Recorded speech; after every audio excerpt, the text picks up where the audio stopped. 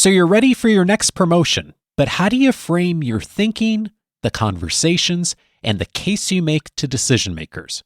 In this episode, what works and what doesn't to help you move forward in your career. This is Coaching for Leaders, episode 526. Produced by Innovate Learning, maximizing human potential. Greetings to you from Orange County, California. This is Coaching for Leaders, and I'm your host, Dave Stachowiak. Leaders aren't born, they're made. And this weekly show helps you discover leadership wisdom through insightful conversations. There comes a moment, in fact, in most of our careers, there comes many moments where we start thinking about making the case for our next position, that promotion. And it is something that many of us haven't been taught how to do. And when we get to that point, we're often wondering, how do we actually frame that conversation effectively and prepare for it well? Today, I'm so glad to welcome back an expert to the show who's going to help us to really make the case for a promotion and to do it in a way that is really appropriate, professional, and thoughtful. I'm so glad to welcome back May Busch. She is the former Chief Operating Officer of Morgan Stanley Europe. She was promoted 10 times during her 24-year career at Morgan Stanley. Today, she's an executive coach and mentor, helping professionals overcome the often hidden obstacles, advance to the next level in their careers, and reach their full potential. May is the author of Accelerate, 9 Capabilities to Achieve Success at Any Career Stage, and the creator of the How to Get Promoted course. May, so glad to have you back on the show. Hi, Dave. It is wonderful to be back. Thank you. I love the community you have created, and I love the whole ethos of helping people achieve their full potential as leaders. This is important work. Well, thank you for that. And you are doing so much wonderful work in this way also. Our last conversation was so helpful to folks. And this one, I know is also going to be useful in that so many of us do hit this point in our careers where we're thinking about the next promotion. So let's see if we can help some folks get promoted today. And before we get into some of the details, and I mentioned your bio, you had such an amazing career success at Morgan Stanley and so many promotions in your career. You clearly have figured out some things to do this well. As you look back on that time, what is one thing that you learned along the way that really did help you to advance your career in such a substantial way? What a great question, Dave. So that was really that I had to take ownership, take leadership, and be proactive if I wanted to keep advancing in my career, and that my work was not going to speak for itself. And all the socialization and training I'd had, I was brought up as a nice Chinese girl, and I'm sure my mother thinks of me as hopefully still being that nice Chinese girl, but I had to learn quite a bit when it came to succeeding in an organization, because it's a completely different thing than being in the loving arms of your family, shall we say. Yeah. Thanks for sharing that, because I think that is a thinking error that a lot of us make, is that my good work will speak for itself. And also that something else you said there, it's not necessarily my role to drive my career and next steps. And you learned what I think a lot of folks have discovered, is that it really is up to us to drive this. Yes, there are other people who are involved. And so if we can learn to do that better, it's going to help us to be a lot more successful. And you've discovered also along the way, as you've coached others, there are some things that we can't rely on. And there's 2 things in particular that you highlight to folks to not rely on. And one of them relates to what you just said, which is being a culture carrier. Could you tell me what you mean by that? Yes. What I mean by that is there are in every organization people who are just steeped in the culture of the place, and who are almost like the mortar between the bricks, holding the whole place together, and they just live the values of the organization. just using me as an example, they used to say, wow, if May had a cut and was bleeding, she would bleed Morgan Stanley blue. That's just how much of ingrained the culture of the company was in me. And so in that sense, I was a carrier of that culture. And so that's where this idea of culture carrier comes. And it's being a good citizen, being the person that everyone can rely on to do the right thing according to the way that the organization would want you to do them. And this is something that is really helpful, but you can't rely on it solely, because I have watched people who are just good citizens not get promoted. Because even as you're being a good citizen and embracing and using that set of behaviors that is so on point for your organization, if you're not delivering on results, it's not going to be enough to carry the day when it comes time for those promotion decisions, because those decisions are being made, behind closed doors. Sometimes it feels like quite a bit of a black box. I had the privilege of, as I got more and more senior, being behind those closed doors and being part of those discussions. And those were really eye-opening, because you start to see that when they talk about different candidates, terms like, wow, well, yeah, she is such a good citizen. She is a culture carrier. And that was not enough, though. And they go, well, Stephen over here, he has just knocked the cover off the ball, and he's brought in XYZ pieces of business and made these kinds of impacts. And that would be so much more powerful. And if Stephen was also a little bit of a difficult person to manage, maybe even kind of a jerk around the edges, sometimes, unfortunately, he would get promoted ahead of the culture carrier. One of the other things you say in your work that we can't or maybe shouldn't rely on is something you call retention risk, which is the threat that we might leave if we don't get the promotion, that we might pack our bags and go to the competitor. What is it about that that's problematic? Yeah, what's problematic is that they might call your bluff. So if you're going to pull out the point that, hey, this promotion means so much to me. If I don't get it, then, I've got a lot of other offers out there, and I might just take it. Well, the thing is that they might say, well, I'm so glad you have all those offers. And yeah, please go ahead. And so you have to be willing to walk, or to have that possible outcome where it's not persuasive. And so it can be a real double-edged sword. And I should say here, I think you and I have both seen this work at times, where someone says something like that and it does motivate an organization or a committee to go with that person. My sense is, though, it's just not the strongest case that a person can make to advance their career. And this is maybe just my own personal experience and anecdotal, but it seems that when that does occasionally work, that it tends not to lay a groundwork for a long-term relationship. And oftentimes people do end up going to other organizations down the road. I completely agree that it is not the basis for a strong long-term relationship.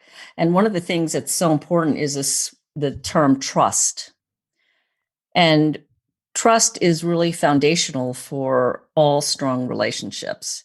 And when we use veiled threats like that, and maybe it's not so veiled a threat, maybe it's a overt threat, hey, promote me or pay me X or else, then that is laying the foundation of fear and threat for the relationship versus trust.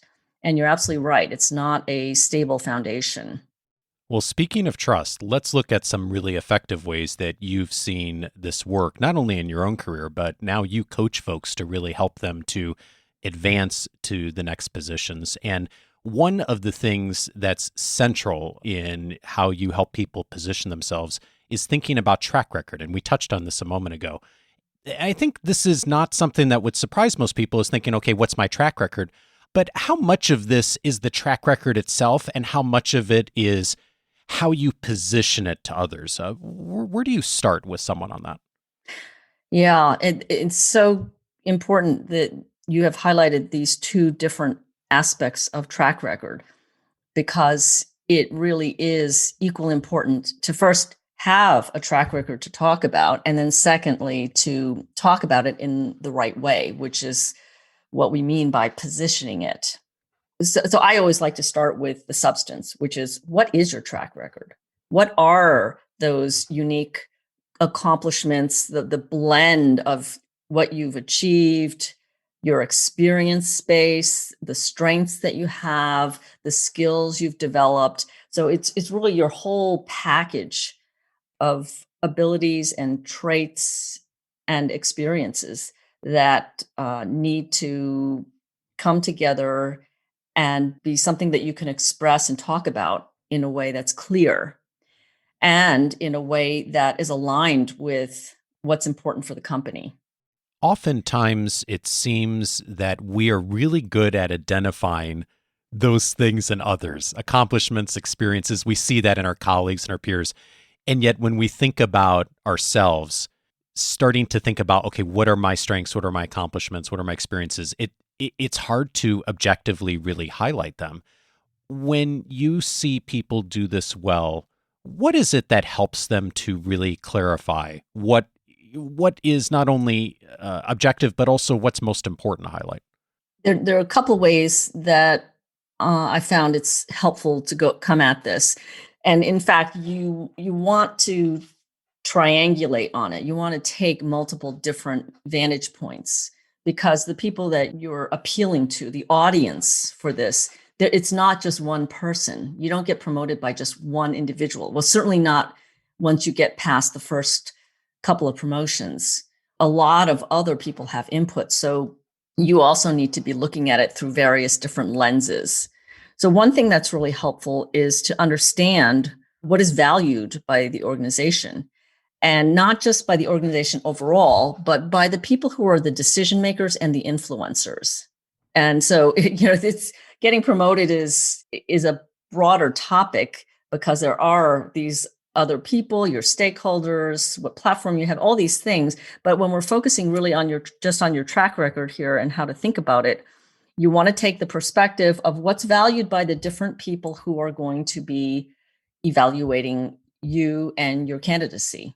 And to do that, you can be talking to those people on a regular basis to find out throughout the course of the year what does really matter to them, and understand it from being in their shoes, because that will really help you figure out, oh, well, how does what I do and the wins that I can see I've had, how might they appear when looked at through the eyes of these other people in different parts of the organization who are going to have an opinion and have a say?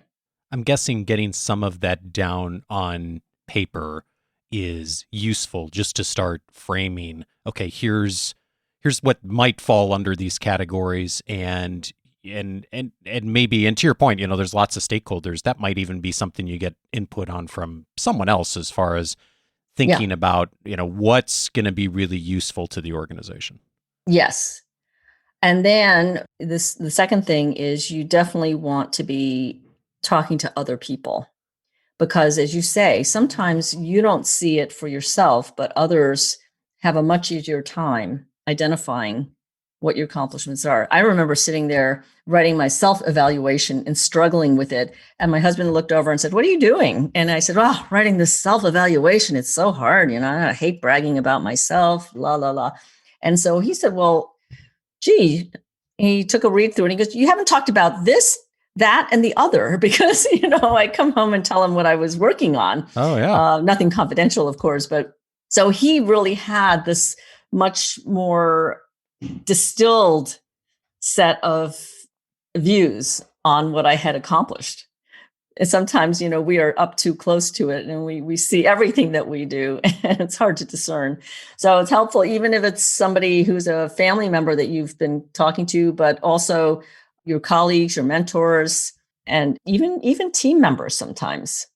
Yeah, indeed. Like what you said, we get so close to it, and this is really personal, especially right because it's about our career, our performance, whether or not someone acknowledges what we've done. I mean, which is what a promotion is in a way, and certainly is and feels very personal. It's really hard for us to get beside all the emotional things, and if we can get some of that outside perspective, that can really help. One of the other lenses that you invite people to look through is if track record is the past, the Yes. other part is future potential. And you say, thinking about this through the lens of in what ways am I showing that I'm a franchise player? Tell me about that. So somebody who can make the case for being a franchise player is one way they can do that is to demonstrate that they're thinking about more than just their patch, that they're a little part of the company, and that the way that they talk about things, the kinds of connections that they make with people are about connecting dots. So it's not just your own area, but it's reaching out to other areas so that you can make something bigger happen that benefits the entire organization, not just your unit, but overall. And again, this gets into the whole importance of putting yourself in the shoes of the decision makers. Sure, they care about each team member, but they mostly are guardians and keepers and drivers of the overall business. So yeah, so you need to be able to articulate how your promotion helps the business. You know, how could you do more for the organization with a bigger set of responsibilities or a more senior title? You know, maybe if you're calling on clients and your next level of client base is the C-suite. Well, the C-suite wants to feel like they are talking to somebody who is at their level. So in that sense, it might be helpful to the organization to have you be at a more senior title. And maybe your case might be that you are an excellent people manager. And so if you were given a greater or bigger team to manage, you could make an even bigger impact by bringing out the best of more of the people. I know there's some folks who are listening to this and are having the thought, okay, intellectually, I'm there. I know I need to make the business case. I've heard that before. And yet are having the thought, I don't really know for sure what the executives or the next level of management are kind of thinking about around the business case. When you see people run into that, where they're thinking about the next position, they're starting to frame this conversation, what is it that helps illuminate that a bit for them if they don't feel like they have a clear sense of what those things are? Yeah. So you always start by taking a few moments to think and reflect, because usually if you're a high achiever, which I'm sure everyone who cares about being a good leader is a high achiever almost by definition, and high achievers like to be in motion, they like to be busy, they are doing things and getting things done. So it's just taking a moment away from that to zoom out and give yourself a chance to think about what might be the perspectives, what might be important, and then who might you be able to talk to learn more. And the second thing then you could do is to go on a bit of a listening tour. And you can start with people that you know, your mentors, even some peers. There's certain peers who are very switched on. I know I had some peers and colleagues who had just had the entire thing completely sussed out. So I could just grab them and have a quick conversation. And, what do you think the management committee is really concerned about? And there was this one guy, Harry, I'm going to call him, that wasn't his real name. But he just somehow intuitively knew, or he was having these conversations. So you might be able to shortcut the whole thing by just finding some of these people who are very astute in this way. I was hopeless, but I've learned since then. And that's why I'm saying it's helpful to talk to other people. And if you're at any kind of event where you're able to listen to one of the senior decision makers or influencers speak, you can go to a meta level, META, meta level, and start observing what are they talking about? What seems to be on their minds? And so you want to go and be an observer as well, if you can't actually go and talk to some of these people. I love the invitation to stop and think and listen. So often we think like work is supposed to be doing things, talking, being in meetings, and yet we can discover so much from just taking that step back. And I really like the way you framed that question to Harry is, what do you think management's thinking? And it doesn't necessarily even have to be. In fact, perhaps is better not to be in the context of, I'm thinking about asking for a promotion. Right. It's just it's the kind of thing that like we should all be paying attention to anyway in organizations, right? Like, what do you think leadership's thinking about on this? And just coming from a place of lightness and curiosity. And like you said, I mean, it seems like there's always a few people in the organization that for whatever reason, they've got good people skills, they're good listeners, they just have a sense of things, they kind of have the pulse of what's going on. And those are great folks to be curious around and start to think about, okay, how does this line up with what I might bring to the table as a business case? And also where are the places where there's not alignment, which actually is a good lead into one of the other things you really challenge us to look at, which is, lowering the risk perception. And of course, every single candidate for any role comes with some risk, right? That's just the reality. We all have things we're not good at. We all have things that people would be concerned about with elevating us into the next role. You say identify those concerns and start to think about how you de-risk them. Tell me more about that. How do you get a sense of what those are and then what you might do to de-risk? Yeah, this is one of those things that you're right, is very hard to know exactly what it is. So again, as you're stepping back, taking a moment to think, reflect, these are some of the things that you can also be thinking about.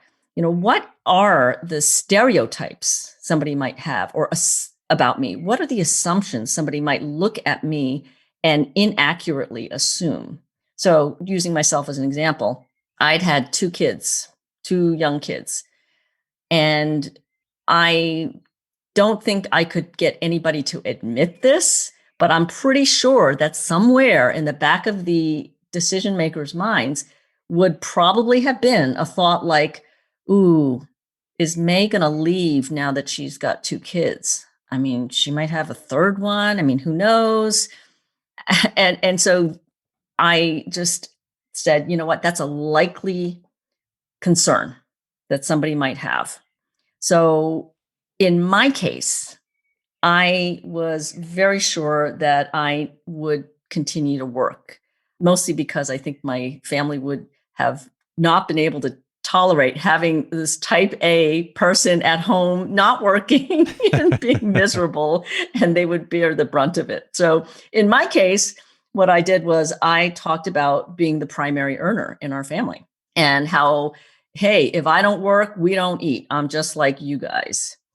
Now, that may or may not be true for everybody. Whether or not it's true, the other thing I made sure people knew was how much I loved what I was doing and that I wanted to keep doing it. So that's one way I use to address the concern. Other people might actually decide, you know what, I want to have the flexibility to leave. So I'm just not going to address that risk, that concern. Another concern somebody might have is, hey, does this person even want the job? There's somebody in one of my coaching groups who has a position coming up to be filled, and it's a people manager position. And there are 3 or 4 people on her team who could be promoted into that. And so she was thinking about, what are some of the characteristics that I should be looking for? And came to realize in our group coaching session that one of them is, does the person even want that responsibility in job? So if people might be wondering if you even want that next level of responsibility. And so in that case, you want to let them know your aspirations. You want to tell them about that and why. Another kind of concern might be, how well is she going to be able to do that job at the next level? Because the people that promote you, they are taking reputational risk themselves because they're backing you. So they're using a little bit of their political capital. Their brand is going to be associated with your brand. And if you get promoted and don't do the great job that everybody hopes you will, then their reputation gets tarnished too. So, yeah, there are a lot of things that people might have concerns about, and you want to just do your best to help de-risk. I really appreciate you sharing some of your story. And I'm thinking particularly about what you said about family. And we all know that women get so much more pressure on the family. And even though that's not supposed to happen, it still does in so many places. And you didn't say this, but and tell me if I'm interpolating too much here, but whether the risk is legitimate or not, you're still approaching it from okay, this is there, even if it shouldn't be. How do I create a narrative that helps to either eliminate that or to reduce that in people's minds? And you're setting aside the emotion, maybe anger, maybe frustration of like, why do I even have to like have this conversation? Am I reading too much into that, or like, how does that strike you? You're absolutely right about that, Dave. And it's the kind of thing where you just have to think of it as, this is business. It's not about being emotional doesn't help. Being angry doesn't help. Well, it might help just to get you to do something, right? You can tap into anger or frustration to motivate you to take an action, but you want to think of it in a business-like way. Actually, even better is matter of fact. I've discovered that the single best stance to adopt is being matter of fact, because that's what business-like sounds like. Right? You're just matter of fact about it. And the most important thing to help you be able to come across as matter of fact is to not take any of this personally, which is very hard because it seems so personal. Yeah. Right? They're promoting me or not promoting me. It feels like it's a personal thing, but oftentimes there are a lot of forces that you don't even know are going on behind the scenes. There might be some kind of political battle between your boss's boss and somebody else's boss's boss, and you're just getting caught in the crossfire. So it's really about not getting too upset and channeling any of those emotions into positive energy so that you can take whatever actions you can take to optimize your position and your opportunities. All right. Well, speaking of actions, we've got an action for everyone. If you're listening to this the week this comes out, May and her team are offering a free training to really go into a lot more depth here. We are just really hitting kind of some of the beginning stages of what you would think about as far as getting promoted. May, for those who do pick this up in the next few days and maybe are thinking about making the case for that promotion right now, tell us a bit about the training you're offering and how folks might find it if they'd want to get involved. Sure. So the free training series is on what it really takes to get promoted, and just lifting the cover off a little bit and talking about the things that aren't so obvious. And there are going to be 3 trainings, and they will be available for a few more days. And so if this is of interest, I recommend that you go ahead and check these out. They're in the lead up to opening enrollment, which starts tomorrow for the How to Get Promoted program. But whether or not you're interested in that, these trainings will have some really valuable nuggets for you, and I would encourage you to take a look at them.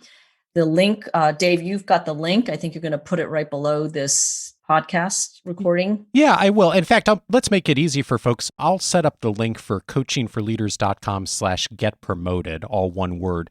We've affiliated with May on this program because I think it's just a wonderful framework for those of you who this is a very current question and something you're working on right now. I think it's just a wonderful place to start. And that will lead you to the free training. And for those who decide they would want even more, May's got a wonderful course that goes along with it if you find that that'd be useful to you. How's that, May, if we make that simple? Yeah, fantastic. Perfect. So we're going to get that in the episode notes, of course. It'll also be in this week's weekly leadership guide, so watch out for that. May, before I let you go, the world has changed a lot in the last year or so with the pandemic, and it's changed how our careers are working and even how promotions happen. I'm curious, as you have worked with folks over the last year, as you've run the prior iterations of the course, what have you changed your mind on in thinking about how people get promoted? Well, interestingly, because we've had the year we've had, what's changed the most for me is realizing that it is entirely possible and even in some cases probable that you can set yourself up and position yourself for promotion successfully while you are working from home virtually. And I used to think that you had to be in person, and all those serendipitous moments of bumping into people in the corridors or in the cafeteria. But that has been the biggest shift in my mind, that you can do this whether you're virtual, in person, or a hybrid. And if you're virtual, you just need to take even more ownership and be even more proactive. May is the author of Accelerate and also the creator of the How to Get Promoted course. May Busch, thank you so much for your wisdom. Thank you so much for having me, Dave.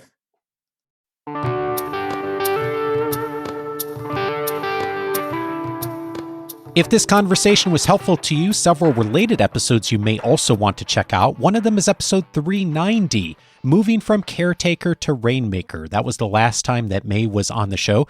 You heard us talk today about the importance of having a track record and, of course, making the case for that track record. However, what if you don't quite have the track record that you think you need? If that's you, episode 390 is a very good place to begin, because that's really a conversation about how to move from just doing your job, the core responsibilities, to actually making change and to making the organization a better place, not only through revenue growth and some of the traditional measures, but how can you really make the business case for how you've contributed great change in a positive way to the organization, to customers, to clients. So much in episode 390 that will get you thinking about taking those first steps. We were talking today, of course, about moving up internally in an organization, but maybe you've decided that looking externally is a next move for you. In that case, episode 406 may be a place you want to go. How to work with an executive recruiter. My guest on that episode was Becky D'Souza. She's an executive recruiter and walked us through just some of the basics that we all need to know about working with recruiters. I know that was something I knew nothing about really at any point in my career until more recently. And it's something I think is very true for most leaders, is we've never had any training of, well, if we get approached by an executive recruiter, or maybe we feel like we want to approach a recruiter, how do we actually go about the process of doing that? Episode 406 is a great insight into how that world works and where you may want to begin. And then finally, perhaps you or someone in your organization is wondering about what's the next step in your career at all. Maybe it's not inside the organization or the industry. Maybe it's something different entirely. If that's you thinking about how to craft a career to fit your strengths, maybe a place to dive in on. That was the title of episode 424. My friend Scott Barlow of Happen to Your Career was my guest on that episode, and we talked about really crafting a career well and how to really align it with your strengths. Scott's team is so brilliant at helping people to do that and think about things from the big picture first, and then to design a career around that. Again, that's episode 424. All of those episodes you can find on the coachingforleaders.com website. Career growth is one of the topic areas that we have databased so many episodes on over the years. If you will set up your free membership at coachingforleaders.com, you can find all of the episodes, including the ones I've mentioned there, for easy access. Plus, you'll get all the benefits of free membership, including the entire library, searchable by topic, all of the member casts, my interview notes, book notes, my own personal library with all the databases of everything that I've found that go into the weekly leadership guides that come out every Wednesday. All of those things included in free membership. The very best way to get access is just go over to coachingforleaders.com. On the main page there, just set up your free membership. You'll be off and running in a few moments. Next week, I'm glad to welcome Glenn Parker to the show. We are going to be talking about the importance of paying it forward, something that's so important for all of us to do from a leadership framework. Have a wonderful week, and I'll see you next Monday for that chat with Glenn.